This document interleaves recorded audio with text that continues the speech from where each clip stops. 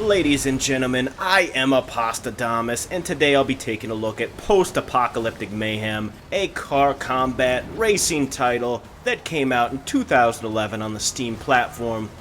Now, I'm sure the first thing you're wondering is, what in God's name is going on with the review scores for this title? I visited Steam, and user reviews are overwhelmingly positive. Then I looked at the Metacritic, and it has a 44 out of 100, a review score reserved for the dregs of video gaming. Which is it? Is it an amazing game, or is it one of the worst games ever made? This is the same issue I touched upon in one of my first reviews, Alien Rage Unlimited, and it's one of the reasons why I've started reviewing games myself on my channel. These reviewers for mass publications, you can't trust them. I'm not saying they're all idiots, but if the shoe fits, because guess what? This game is awesome.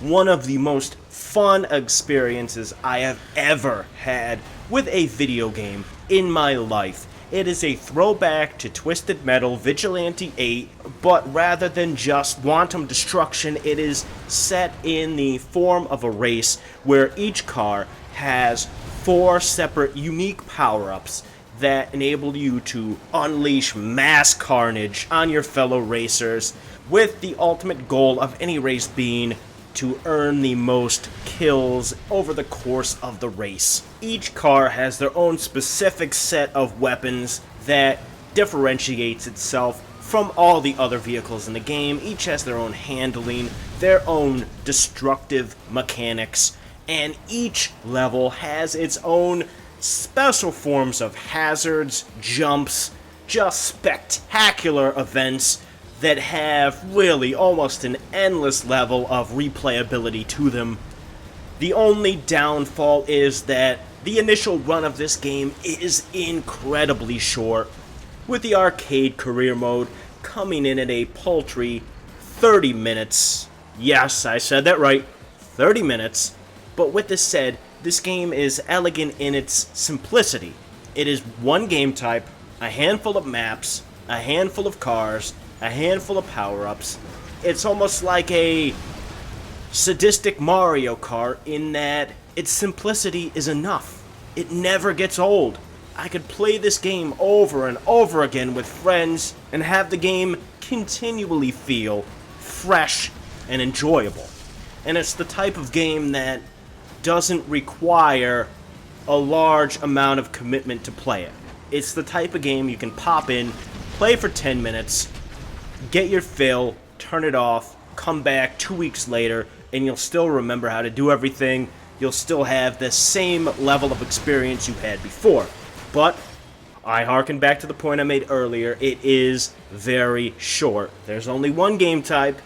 You have your choice between doing the career mode and doing just a single off race. The game does have online multiplayer, but at this juncture, finding a match can be difficult. It's not completely dead. I can get into matches every once in a while, but that's more so something that you'd have to communicate with your friends and figure out a time to hop in and play them. But that's a minor gripe, because the fun and the action playing against the computer and playing in split screen couch co-op with someone right next to you is an incredible experience that never gets old. I feel nothing but confidence in recommending this game at the $9.99 price tag, but you'll likely never have to pay that much for this game, as you will find it in countless bundles throughout the course of the year for under $2. A game this good that you can buy, in most cases, for cheaper than a bag of chips. Tell me, you're watching the video on screen. Did that look like a 44 Metacritic score? I rest my case. Ladies and gentlemen, that was Post-Apocalyptic Mayhem. If you don't already own it, pick it up today.